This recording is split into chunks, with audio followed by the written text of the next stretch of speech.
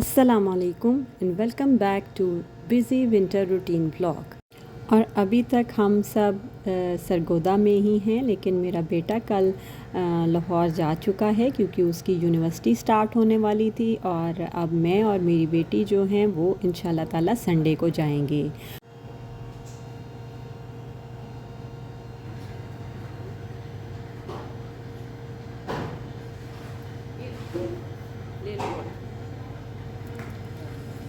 इधर मेरा भांजा भी रेडी हो गया है अपनी यूनिवर्सिटी जाने के लिए। वो माशाल्लाह मेडिकल के फ़र्स्ट ईयर में है। और मैंने पहले सोचा कि मैं जाती हूँ छत पर और वहाँ पर सुबह का ज़रा नज़ारा करके आती हूँ क्योंकि मौसम बहुत खूबसूरत था और कल अच्छी खासी यहाँ पर बारिश हुई थी।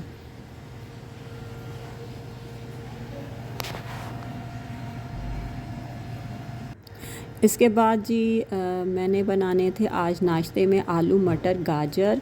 और थोड़ा गैस का इधर मसला होता है, सुबह यानी कि 6:45 तक गैस आती है, फिर 9 बजे चली जाती है और फिर 11:30-12 बजे तक आती है। तो इसलिए हमारी कोशिश होती है कि जब चाय बन रही हो तो सालन साथ ही बना लिया जाए। लेकिन आज थोड़ा मैंने कहा कि लेट ही बनाऊंगी। और इन्होंने बाहर भी एक गैस वाला सिलेंडर रखा हुआ है, तो उसी पे वो एक सिंगल चूल्हा भी है जो कि जो इस एमरजेंसी में फिर इस्तेमाल किया जाता है। तो मैंने कहा कि चलो आज वही चूल्हा इस्तेमाल करूँगी। तो बस मैंने आज चाय रस लिया था क्योंकि यहाँ के मुझे रस बड़े मज़े के लगते हैं। तो और उसके बाद फिर मैं किचन में आ गई और कटिंग वगैरह सारी करके मैंने रख ली।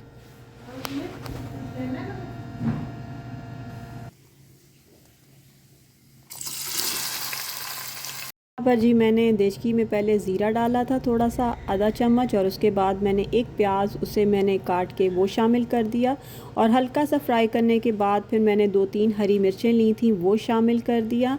और साथ ही मैंने इसमें अदरक लहसुन का पेस्ट शामिल कर दिया और उसको मैंने थोड़ा फ्राई कर लिया।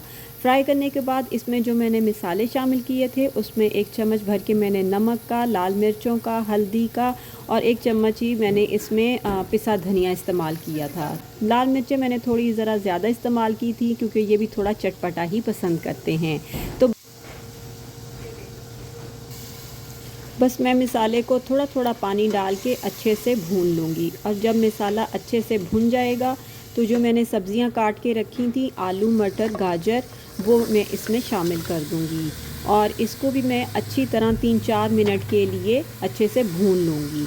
अब जो मैंने 2 टमाटर काट के रखे थे, जब ये सब्ज़ियाँ थोड़ी सी यानी कि फ्राई हो जाएंगी तो फिर मैं इसमें 2 टमाटर काट के शामिल कर दूँगी और इनको भी मिक्स कर दूँगी। और मैं इसमें पानी बिल्कुल नहीं शामिल करूँगी, बस ये टमाटर के पानी में ही अच्छे से बन जाएंगी। और फिर मैं इसे हल्की आंच पे ढक के रख दूँगी पकने के लिए।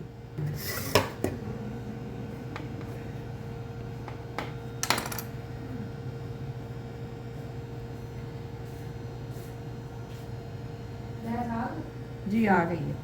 बस इधर जी यहाँ पर हेल्पर भी आ गई थी और उसने कहा कि मैं पराठे बनाती हूँ। तो मैंने कहा ठीक है, तुम ऐसा करो कि बल वाले पराठे बनाओ। ज़्यादा वो सिंपल बनाती थी, लेकिन आज मेरी फरमाइश पर उसने बल वाले पराठे बनाए और बहुत मज़े के बनाए। इसके बाद जी मैंने बाहर तो सालन बनने के लिए रख दिया था। इधर मैंने कहा कि चलो फ़िश को रखी हुई थी, मैंने कहा ये वॉश करके अच्छे से तो मैं इसको मिसाला लगा के रख देती हूँ, जब किसी ने खानी होगी तो निकालेंगे और फ्राई कर लेंगे। तो बस मैंने फ़िश को नमक लगा के और अजवाइन लगा के और इसमें मैं लीमू भी निचोड़ के रखूँगी और छिलके इसी में ही डाल दूँगी। और फिर तकरीबन इसे आधा घंटा ऐसे ही छोड़ दूँगी, फिर वॉश करूँगी और फिर मिसाला लगाऊँगी।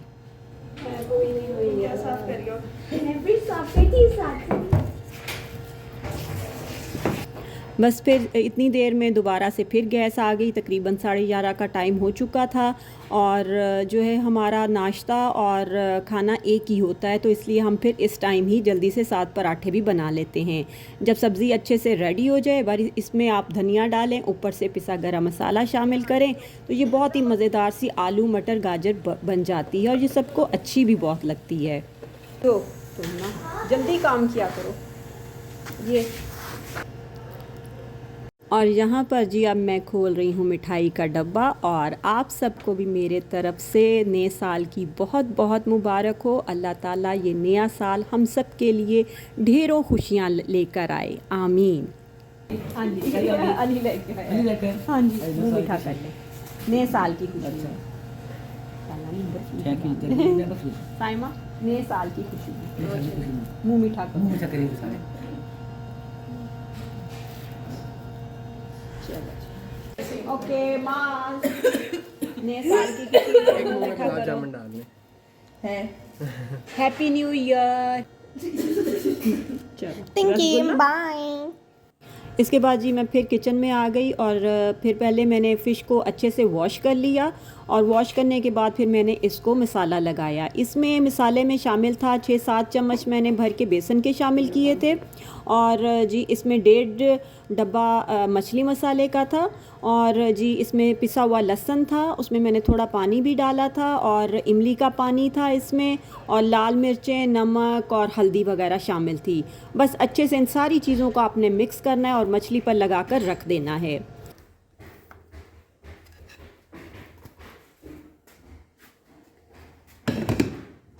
यहाँ पर जी मैं स्वीट कॉर्न्स बनाने लगी थी। मेरे भाई ने कहा कि स्वीट कॉर्न्स बनाते हैं। ये मेरे बहनोई ने गांव से भेजे थे और बड़े ये जूसी किस्म के थे, तो उन्होंने कहा था कि आप तकरीबन 1.5 मिनट इसे माइक्रोवेव में रखेंगे तो बड़े अच्छे जूसी बन जाएंगे। वैसे मुझे ना माइक्रोवेव वाले वो रखने के बाद मुझे कोई खाने का मज़ा नहीं आया, इसलिए मैंने कहा कि इनको थोड़ा सेक कर फिर खाया जाए तो ज़्यादा मज़ा आएगा। इधर जी मैं मटर लेकर आई थी, मैं और मेरी हेल्पर दोनों गए थे। ये हमने रात को बनाने थे आलू मटर वाले राइस, तो मैंने कहा कि मटर निकाल लूँ।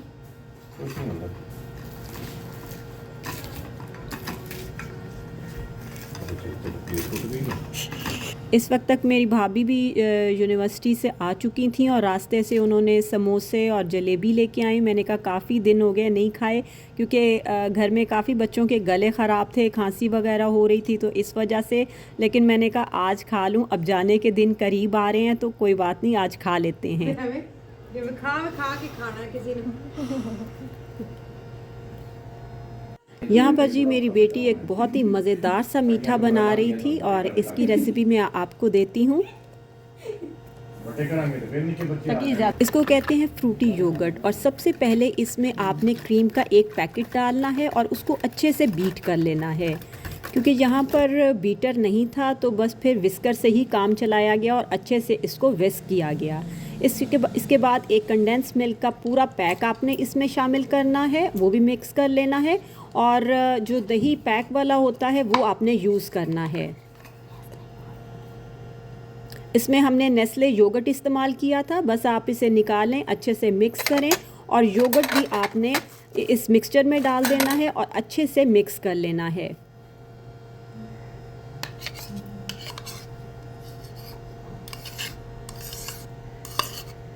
इसके बाद आपने एक जेली का पैकेट, उसमें हाफ़ जेली आपने लेनी है और थोड़ा सा उसमें पानी शामिल करना है और उसे अच्छे से मिक्स करना है और मिक्स करने के बाद ये भी आपने मिक्सचर में शामिल कर देना है। जैसे जैसे आप मिक्स करेंगे बड़ा खूबसूरत इसका कलर आएगा।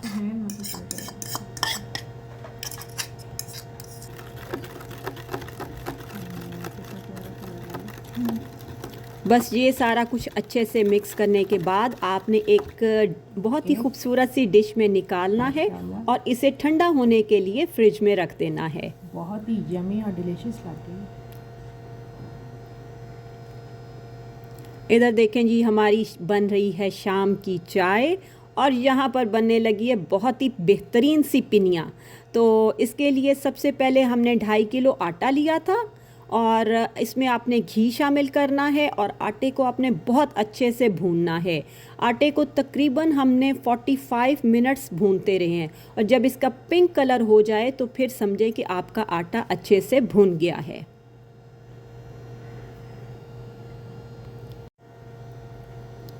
इधर जी कढ़ाई में ली थी किलो सूजी और इसे भी आपने घी में डाल के अच्छे से भूनना है। यहाँ के हमारा डिनर रेडी हो रहा था। मेरी छोटी सिस्टर आलू मटर राइस बना रही थी और इधर मैं आटे को अच्छे से भून रही थी और बाहर वाला चूल्हा जो था वो जो मैंने आपको पहले भी बताया है उसमें मेरी भाभी सूजी भून रही थी।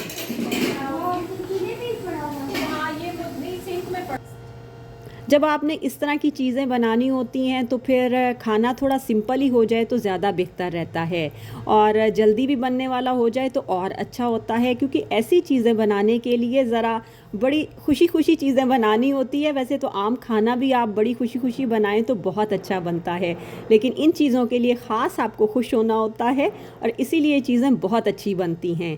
यहाँ पर सारे बादाम पिस्ते वगैरह रेडी हो रहे थे। जब सूजी भी अच्छे से भुन जाए, आटा भी अच्छे से भुन जाए, मैंने इन दोनों चीज़ों को मिक्स करके रख दिया था। और इधर अब मैं रेडी करूँगी शीरा। हाँ जी कर लेते हैं जी। शीरे के लिए मैंने लिया था तकरीबन 1 कप पानी लिया था और इसमें 1.5 किलो चीनी शामिल की थी। पहले 1 किलो चीनी डाली है और अब आधा किलो और डाल रहे हैं। ये 1.5 तकरीबन किलो चीनी शामिल करने के बाद आप इसे अच्छे से मिक्स करेंगे ताकि चीनी अच्छे से मिक्स हो जाए। इधर हमारा डिनर भी रेडी हो गया था, तो पहले हमने कहा कि डिनर कर लिया जाए और बाकी काम फिर बाद में किए जाएं। तो बस मैंने इसका चूल्हा बंद कर दिया था शीरे का। मैंने कहा बाकी बाद में करेंगे। डिनर करने के बाद फिर हमने चूल्हा ऑन कर लिया और जो इधर सूजी और आटे का मिक्सचर था उसमें अब हम ड्राई फ्रूट वगैरह डालेंगे। सबसे पहले हमने जो कोकोनट पाउडर होता है वो शामिल किया था। इधर देखें शीरे में बॉयल भी आ रहा है। अब इसमें हम शामिल करेंगे घी। ये देसी घी है और बड़ी अच्छी इसकी खुशबू आती है और टेस्ट भी बहुत मज़े का आता है।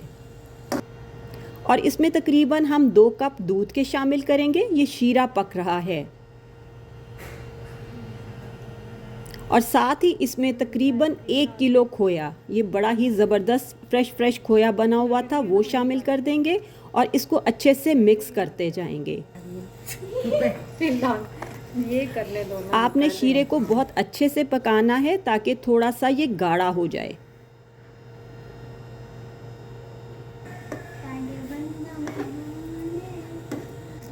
हाँ जी, मेरे बहुत अच्छा खासा शीरा बन जी गया। हाँ जी। और इधर हमने अखरोट, बादाम, किशमिश सब कुछ शामिल कर दिया था। मिक्स करने के बाद इसको भी अच्छे से आप यानी कि चम्मच से मिक्स कर दें ताकि सारी चीज़ें अच्छे से मिक्स हो जाएं, क्योंकि बाद में ज़रा मिक्स करना मुश्किल हो जाएगा। इधर देखें शीरे को मैं बहुत अच्छे से पका रही हूँ और मेरी खाला कह रही थी कि इसको थोड़ा सा आपने गाढ़ा करना है। बादाम डालो। मिक्स कर दें। जब शीरा अच्छे से गाढ़ा हो जाए फिर आपने एहतियात से जो सूजी और आटा आपने मिक्स करके रखा हुआ है उसमें शामिल कर देना है और जल्दी फिर आपने मिक्स करना है। पहले हमने थोड़ा थोड़ा शीरा डाला था ताकि अंदाज़ा हो कि ज़्यादा ना हो जाए, कहीं वो बहुत ज़्यादा नरम ना हो जाए, लेकिन शुक्र अल्हम्दुलिल्लाह कि जितना हमने शीरा बनाया था वो सारा हमने इस्तेमाल कर लिया था और बहुत अच्छे से ये बन गया था। मैं नीचे इससे सही छोटे चम्मच से सही हो रहा है।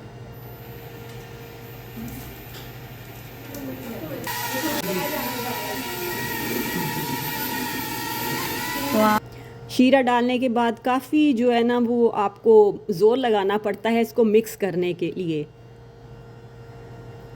ये मैंने और मेरी भाभी ने मिलकर बनाया था, तो बस फिर हम बैठ के और पहले पिनिया बनाई और कुछ हमने ट्रे में सेट कर लिया था जैसे बर्फ़ी होती है इस तरह। लास्ट टाइम हमने बाद में बना के और ट्रे में सेट करने के बाद ऊपर से मैंने थोड़े से बादाम पिस्ते डाल दिए थे और थोड़ा सा जो कोकोनट पाउडर था वो भी मैंने इसमें डाल दिया था। इससे एक तो खूबसूरत बहुत हो जाता है और दूसरा जायका भी बहुत बढ़ जाएगा। और जाहिर सी बात है कि ये बहुत हेल्दी पिनिया हैं, तो इसे आप बनाएं और सर्दियों में ज़रूर खाएं। वो प्याजो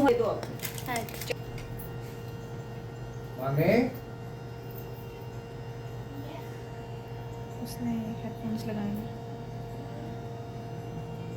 पिज़्ज़ा खाना चाहना है?